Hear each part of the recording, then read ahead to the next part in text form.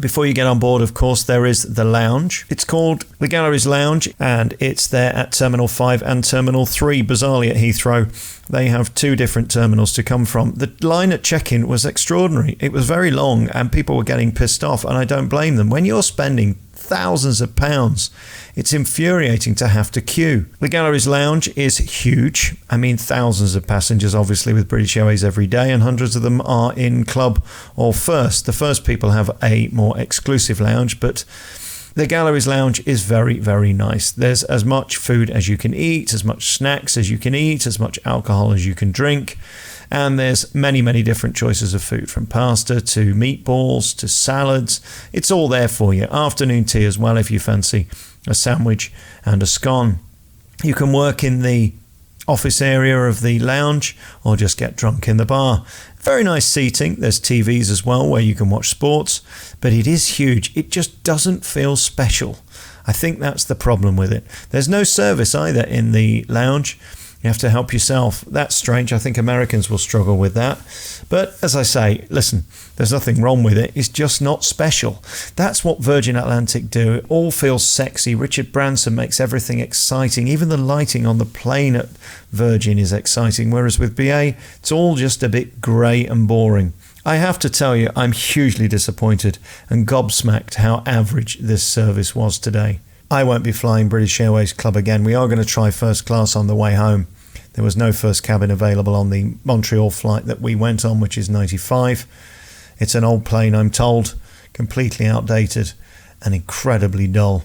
You've been listening to another disappointing review by me, Alex Belfield, here at celebrityradio.biz, where we'll be sticking to Virgin Atlantic, I think, in the future. For the same price, it's an incomparable service. Check out all of our hundreds of interviews, reviews, and HDTV videos at www.celebrityradio.biz. Ta-da.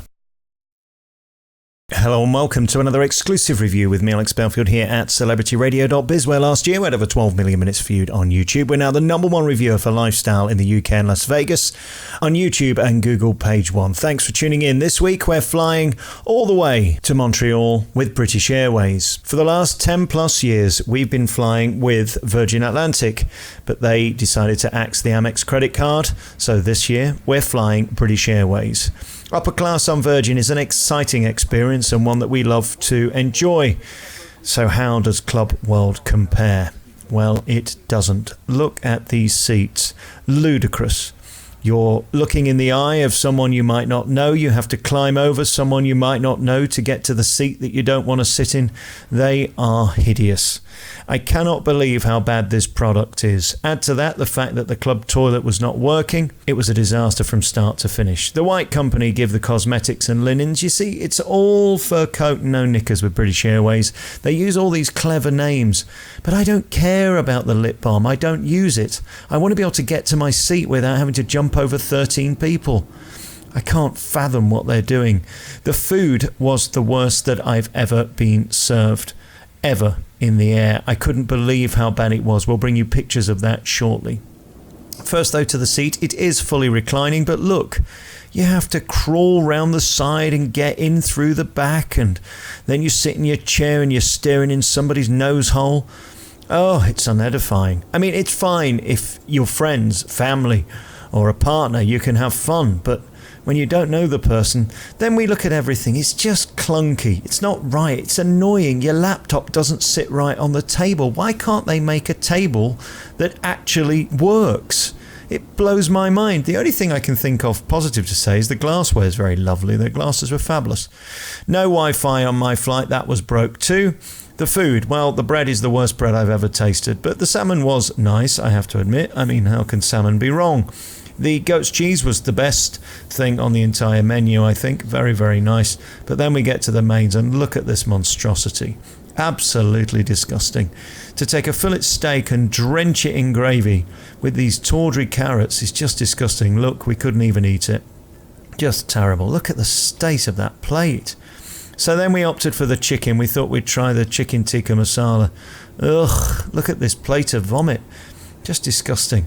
Even the desserts are unspectacular. This was meant to be a cherry thing that looked delicious, but it's just all dry and just a bit boring. I found the whole thing a bit like a BBC manager at British Airways, just a bit dull.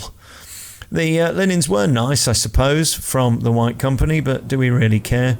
There are nice touches, like you can help yourself to popcorn and chocolate and crisps and drinks. I don't think anybody really bothered, to be honest, but it's nice, it's there. But this cabin just doesn't compete with Virgin Atlantic's upper class. It's just, I mean, it's 2-star at best. The seats are annoying, the food is average. Even things like the cheese and biscuit is brought to you on a plate that's already pre-made. Whereas the joy of Virgin is they'll serve you these things.